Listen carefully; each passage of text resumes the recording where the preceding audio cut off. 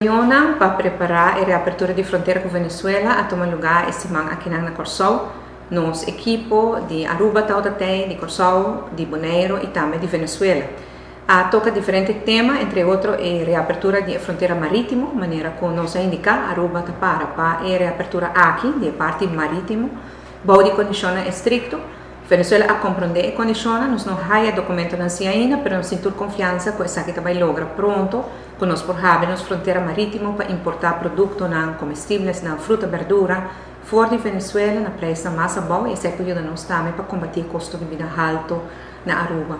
Nós temos fecha, a Venezuela está aqui para nos mencionar a fecha, nós sabemos no momento, o bolso do nosso documento, na nossa palavra, e agora nós porramos, questão de alguns semanas, nós porramos a fronteira cá. Pois agora que nós conseguimos trazer o caminho aqui, para o documento na Venezuela, para nos abrir a fronteira marítima. Venezuela vai a reunião na Corsol, com o desejo de papia também de abrir a fronteira aérea, pois para voar direto por bem Aruba. Parte de interesse para carga, se não quer por exportar carga fora de Venezuela, de produtos que estão dando para pois estão pensando em BC, mas também riba o tráfego aéreo de pessoas. E não nos indica como Aruba que nos nota clapa essa aqui, porque Aruba ainda não está assim na lei.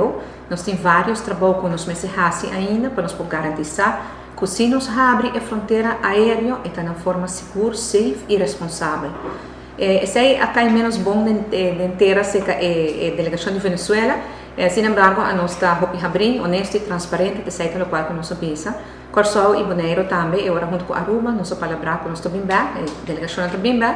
Para que o governo e mira como por seguir avançar e vai tema ainda. Nós temos uma reunião também com a comissão, um debriefing com a reunião vai e nossa palavra aqui que passo na nossa vai seguir. Mientras Venezuela, agora que não chega back, não decidiu de ser a fronteira com Aruba, Corsol e Bonaire não mês, para assim fevereiro, março, abril, 3 lunas.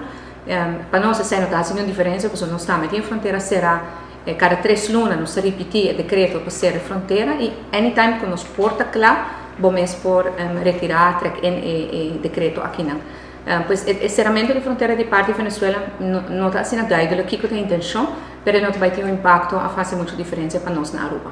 Nós seguimos o caminho de diálogo, mas o contato acaba com a autoridade na Venezuela, com a pedir para nós seguir papia, pois não quer chegar na convênio com Aruba para abrir a parte marítima para mim e depois se por e não compreender reto na Aruba tem, mas se por a parte aérea, talvez para carga para mim e depois para pessoa também.